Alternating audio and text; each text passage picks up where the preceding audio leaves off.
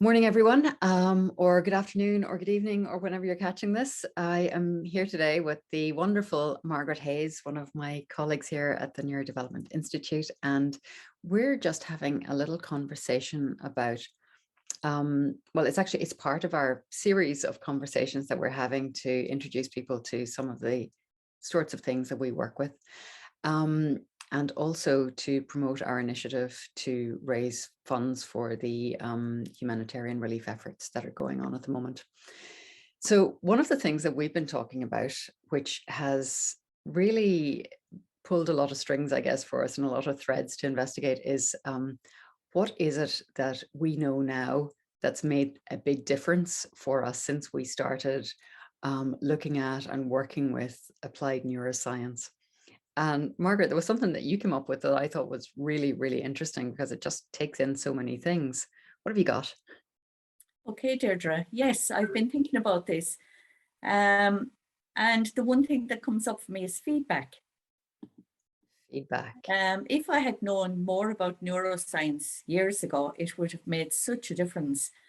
I mean, feedback, when we think of feedback, we think of somebody sitting down or saying, can I give you feedback? Mm-hmm. And 9 times out of 10, you're thinking, oh my God, what have I done? This is negative feedback. However, I think feedback is not always words.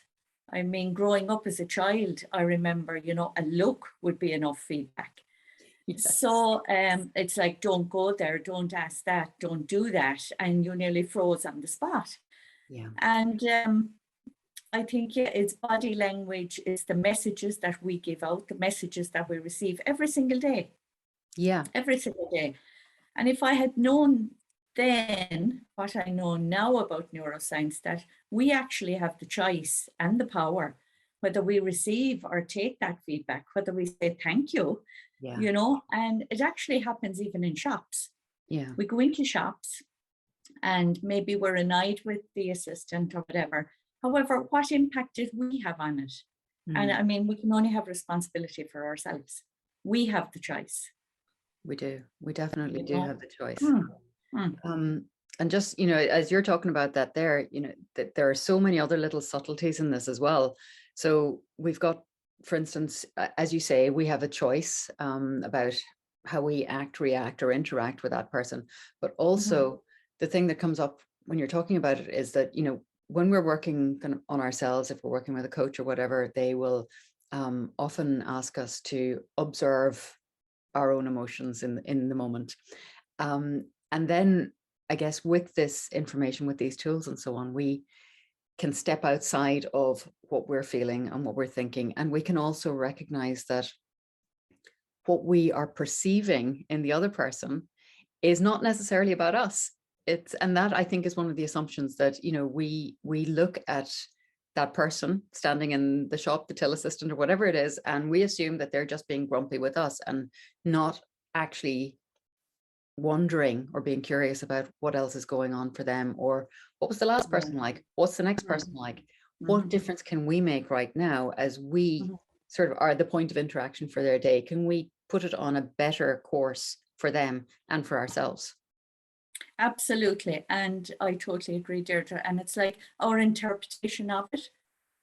It's what we interpret this person is going to do. They're going to give us bad service, or even from the assistant's point of view, this is just another grumpy customer.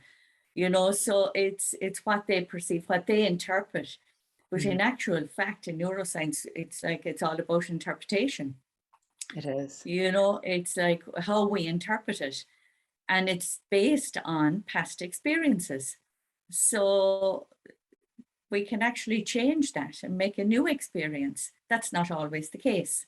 And I mean, I come across that quite a lot because in my job, I'm in and out of shops. I deal with shops all the time. I work for a wonderful company that I suppose enable us to have training in this as well. And yeah, it's how we interpret it, and it's catching that in the moment, and then we have the choice to change that. Is this true? Is this true? It's one question we need to ask. like, is this true? How do we know it's true? Yeah. And we're actually changing that experience then for the next time. And, you know, it's wonderful. As I said, if I had known that before, it would have made such an amazing experience in my life. But I know it now. Yeah. And it is practice. It is practice. You don't get it all the time. You have to work at it. However, it makes your own life much better. And it makes the people that you interact with, it makes an impact to those people as well. You know? And I think, you know, one of the other things, you know, when people approach someone as, you know, just like a stereotype almost of that shop assistant, friend, we'll just go with that because you mentioned that.